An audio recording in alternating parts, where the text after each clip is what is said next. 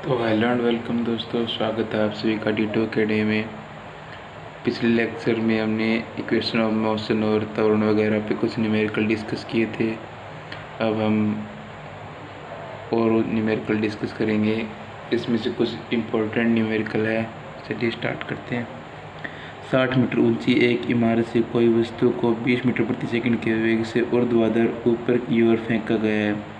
तो बताओ कि ए उड्डयन काल, बी अधिकतम ऊंचाई और सी वेग जब धरातल से टकराएगा। तो ये कोई इमारत है, 60 मीटर इसकी हाइट है।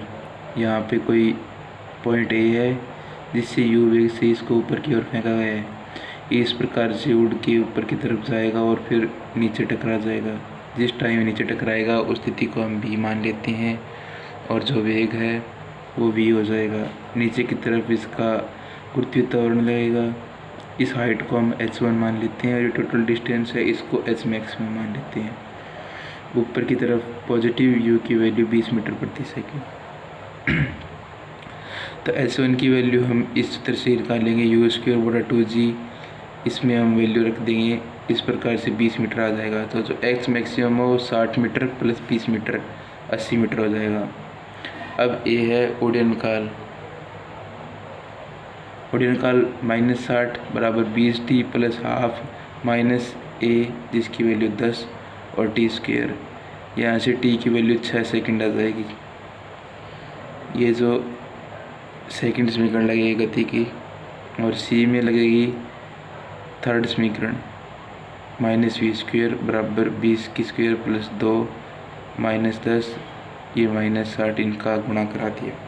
तो यहाँ से v की वैल्यू 40 मीटर प्रति सेकंड आ जाएगी।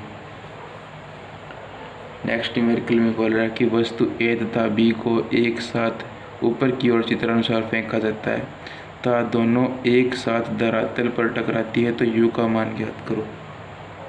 ये 20 मीटर हाइट है, यहाँ से u वेग से फेंका गया है। ये 20 मीटर हो गया, ये t1 है और ये साथ ही कोई a पॉइंट है, यहाँ से फेंका आपने t2 टाइम लगेगा और ये जब नीचे धरातल से टकराएगी तो 30 मीटर प्रति सेकंड लगेगा।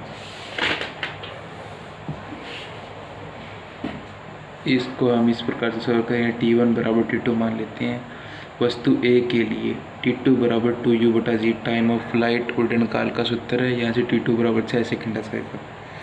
और वस्तु b के लिए s बराबर ut प्लस हाफ t² से हम इसमें वैल्यूज पुट कर देंगे। 6u बराबर 160, u की वैल्यू हो जाएगी 80/3 मीटर प्रति सेकंड।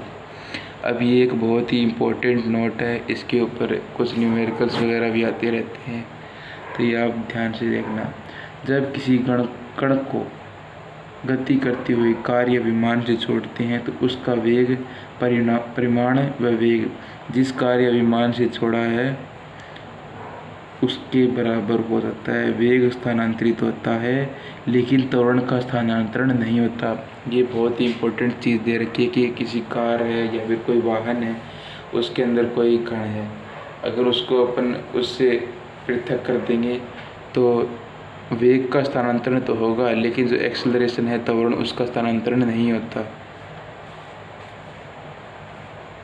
अब इसके ऊपर हम न्यूमेरिकल डिस्कस करते हैं। क्वेश्चन नंबर फर्स्ट दे रखा है अपने को कि जब एक बलून धरातल से 10 मीटर प्रति सेकंड के वेग से ऊर्ध्वाधर ऊपर की ओर गति कर रहा है तो 5 सेकंड के बाद उस गुब्बारे से किसी वस्तु को छोड़ा जाता है। तो बताओ फर्स्ट पार्ट में रखा वस्तु का धरातल से टकराने के लिए लिया गया समय और वस्तु की अधिकतम ऊंचाई सेकंड पार्ट में है, और थर्ड पार्ट में वस्तु को छोड़ने के 1 सेकंड के बाद गुब्बारे और वस्तु के बीच दूरी।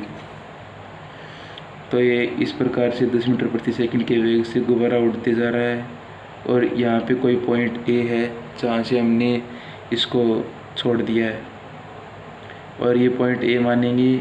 फिर जब इसको छोड़ेंगे तो इसका वेग का स्थानांतरण हो जाएगा, तो ये कोई डिस्टेंस h1 तय करेगा और फिर यहाँ से घूमकर ये नीचे की तरफ बी पॉइंट पे आ जाएगा।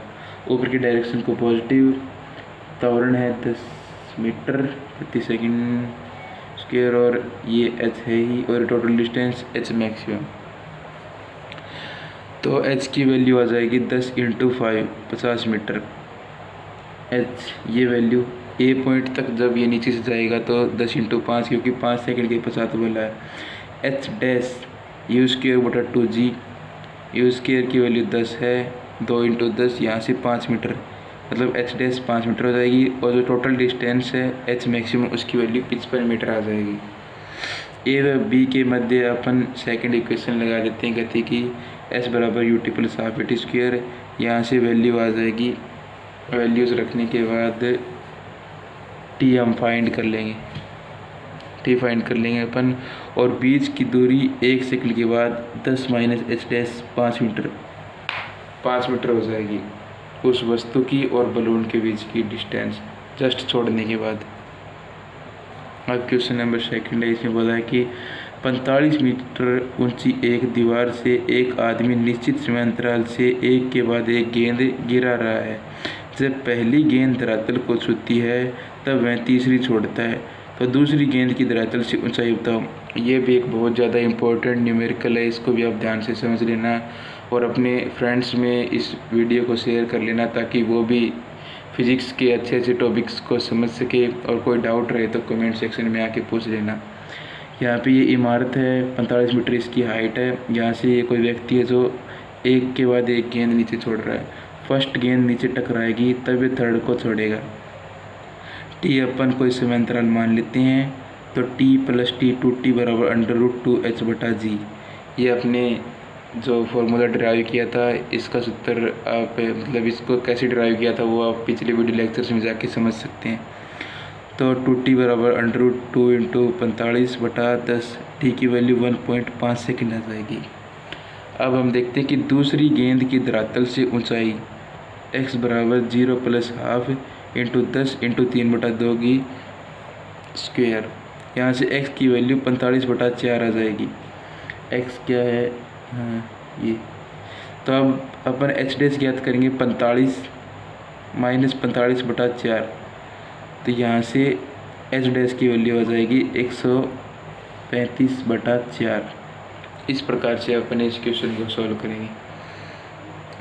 और अगले लेक्चर में अपन परिवर्तित त्वरण के बारे में डिस्कशन करेंगे। इसके बाद में जो इसके बाद में जो लेक्चर आएगा उसके बाद में एक और लेक्चर आएगा जिसके अंदर अपन ग्राफ वगैरह को डिस्कस करेंगे। उसके बाद अपन नया टॉपिक स्टार्ट कर लेंगे। Thanks for watching.